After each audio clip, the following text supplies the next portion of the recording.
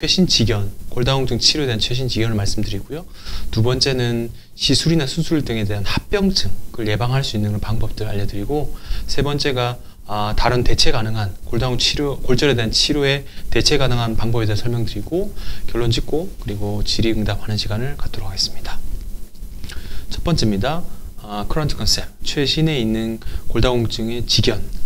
이게 2018년도 저희 의국에서 심 교수님이 작성하신 논문이신데요. 골다공증성 압박골절의 치료에 대한 그런 정리입니다. 아까 말씀드렸지만 골다공증 60세 이상 여성분들 같은 경우는 한 절반 이상은 무조건 골다공증이 있다고 보시면 될 것 같고요. 그 중에 70세 이상 여성은 25%의 골절이 있고 80세 이상은 50% 정도의 골절이 있는 상태입니다. 특히나 이 골절이 생기면은 척추체가 앞으로 이제 좁아지게 되면서 뒤쪽에 만곡도 생기고 소화기 장애 그리고 폐 기능도 좀 제한이 될 수 있고 내과적인 합병증이 발생할 수 있죠. 그래서 상당히 고령 환자분에서는 주의를 요해야 하는데요. 이에 대한 치료 방법을 제가 설명드리도록 하겠습니다. 특히나 골다공증 골절이 있지만 앞쪽만 살짝 내려앉는 경우는 안정한 형태로 볼 수 있습니다. 그래서 보통 한두 달, 6에서 8주 정도 지나면 대부분 증상은 좋아지는데요. 이런 급성 통증이 사라지고 나면은 합병증 없이 치료된다고 볼 수 있겠죠. 그래서 이때는 약물 치료, 보조기 치료, 그리고 운동요법 등을 할 수 있습니다. 그리고 이런 치료하기 전에 골다공증에 대한 치료 자체가 도움이 돼야 되는데 보통 기본적으로는 칼슘과 비타민 D 복합제를 많이 쓰거든요. 근데 뭐 따로따로 드시게 되면 그 자체 용량 조절하기도 힘들고 흡수도 떨어지기 때문에 보통 칼슘과 비타민 D 복합제, 여기서 보시면 이제 칼슘은 한 800mg, 비타민 D는 800 IU 정도 된 그 복합제를 드시면은 골다공증 치료의 기본 베이스는 되시는 거고요. 우리가 골다공증 시기가 중요한데 폐경기, 우리가 호르몬 자체가 여성 호르몬이 생성되지 않을 경우는 골 교체율이 증가하기 때문에 이 골 흡수 억제제를 통해서 치료하면 되고요.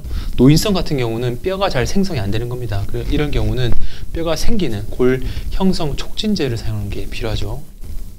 근데 골 흡수 방지제, 그러니까 비스포스포네이트 같은 주사를 오래 쓰게 되면은 치과에서도 항상 이제 얘기하듯이 턱관절의 괴사와 정형외과에서는 대퇴골에 이제 피로골절이 생길 수 있는데 이런 합병증이 생길 수 있기 때문에 저는 기본적으로 나이보다는 일단 그런 합병증 예방차 골 형성제를 많이 쓰는데 그게 무갑상선 호르몬, 요새는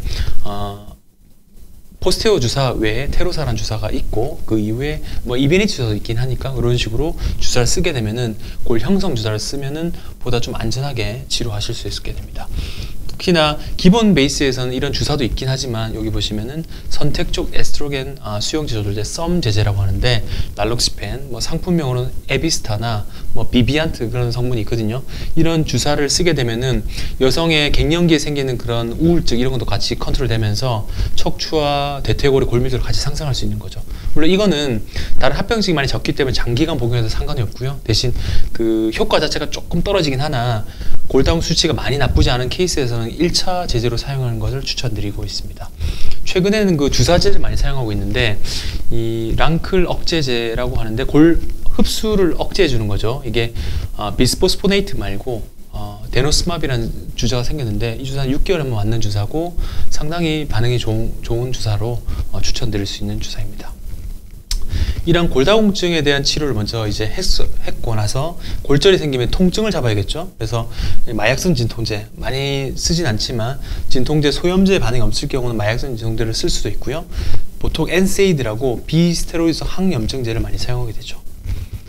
더불어 보조기를 사용하는데 약간 어깨끈까지 올라오는 우리가 흉혈천추 보조기라는데 갑옷까지 생긴 거예요. 이 보조기를 사용함으로써 압박골절에 대한 그런 지지를 해주는 거고 저자들마다 좀 한 2달간 채우는 분들 저는 이제 3개월 채우는데 골 어느 정도 완전히 안정화가 되기까지는 시술하지 않았다면 착용하는 것이 좋으실 것 같습니다.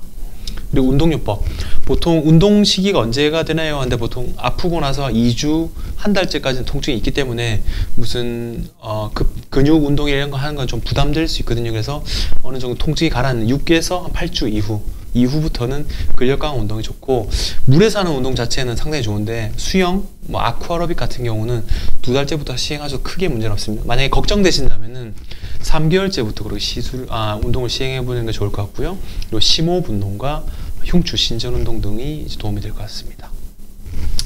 이게 기본적인 그런 치료고요. 만약에 이런 치료에도 효과가 없다, 보통 한 2주 정도 안에 이런 증상 여부를 판단할 수 있는데, 통증이 전혀 가시지 않고 압박률이 더 진행될 경우는 시술을 생각해 볼 수 있습니다. 이게 경피적 축체 성형술과 풍선 후만 성형술인데, 저는 풍선 후만 성형술을 예전에는 많이 했으나 최근에 많이 안 한 이유가 보존 치료가 좀 더 길어지고 시술할 때 환자분이 상당히 통증을 많이 느끼기 때문에 그런 만족도가 좀 떨어지는 부분이 있어서 경피적 추체 성형술만 시행하고 있거든요. 그래서 어쨌건 빠른 통증 회복과 조기 보행을 위해서는 추체 성형술이 필요한데, 이런 걸 통해서 통증이 많이 감소하면 일상 복귀가 빨리 되는 거죠. 보통 2주간 보존 치료 하다가 호전 없으면은 시술을 진행해 볼 수 있습니다. 이 방법인데, 이렇게 넣어서 여기에 시멘트를 넣으면 추체 성형술이고, 풍선을 통해서 벌리면 풍선 후만 성형술로 보시면 될 것 같습니다. 여기에 이렇게 동그랗게 돼서 넣고 그 낮아진 척추체를 이제 펴주는 그런 것이 풍선 후만 성형술이죠. 그리고 약물 치료, 보존 치료, 시술에도 효과가 없는 경우 수술해야 되는 경우가 있긴 한데 많이 있지는 않습니다. 드물게 있긴 한데 이거에도 알아보겠습니다. 이 관열적 수술, 그러니까 수술할 때 뒤를 열어서 수술하는 건데, 보존적 치료의 실패로 인해서 유압이 안 되거나 골개사가 발생해서 추체가 함몰되고 앞으로 좀 숙여지는 거죠. 이런 경우 뼈 자체가 숙여지는 거는 수술의 정증은 안 되는데, 이게 신경을 압박해 가지고 신경 증상, 다리가 저리거나 힘이 빠지거나 하게 되면은 수술이 필요할 수도 있습니다. 이와 더불어 추체 성형술 하고 나서 염증이 생기거나 시멘트가 탈출하는 경우도 있거든요. 이런 경우는 수술이 필요하죠. 그래서 수술 목적은 이 척추가 불안정한 상태를 고정해주고 신경적으로 확실히 이제 지지해주는 그런 방법이 필요한 겁니다. 그래서 이게 앞으로 하냐 뒤로 하냐 상당히 말이 많은데, 앞쪽으로 하면 고정이 많이 되는 부분도 있지만 갈비뼈를 열고 열어야 되게 되면 고령 환자분들에게 부담이 될 수 있거든요. 그래서 후방 접근, 뒤로 열어서 추체 성형도 시행하면서 고정하면은 어느 정도 증상 완화도 많이 도움을 볼 수 있고 안전하게 수술을 진행할 수 있는 장점이 있습니다. 이렇게 압박골절이 생기고 다 붙어서 신경이 눌려 있잖아요. 이런 경우는 추체 성형도 시행하면서 후방 감압 및 고정술을 하게 되면은 이 증상을 이제 완화시켜줄 수 있는 거죠. 그래서 차트로 보겠습니다. 일단 처음에 안정적인 골절이 있다, 이런 경우 보존 치료 우선 하고요. 2주 정도 했을 때 증상이 호전됐다, 그러면 다른 시술 필요 없이 그냥 지켜보시면 될 것 같은데, 만약에 2주째도 많이 아프시다 그러면은 추체 성형술을 시행해 볼 수 있고, 이때 이제 시멘트가 탈출되거나 신경이 압박될 수 있죠. 이런 것이 없으면 대부분 치료가 종료되는데, 물론 신경증이 생기게 되면은 수술이 필요하고, 수술할 때는 아까 앞쪽으로 수술할 수 있으나 뒤로 열어서 시술하고 고정하면은 그 증상을 호전시켜 줄 수 있게 됩니다.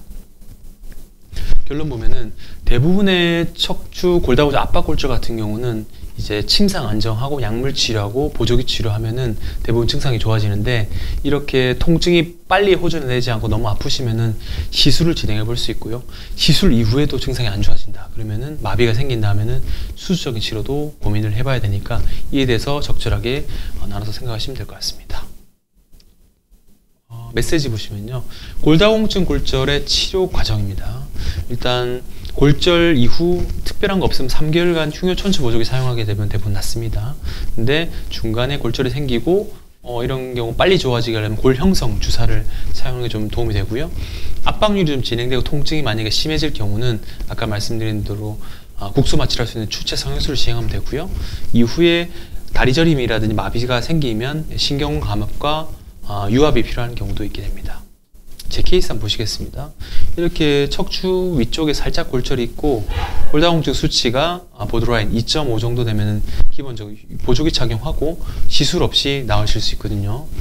근데 이 골절 이후에 통증이 너무 심한 케이스는 이렇게 바늘을 넣어서 추체 성형술을 진행하게 되면은 안전하게 끝낼 수 있고요.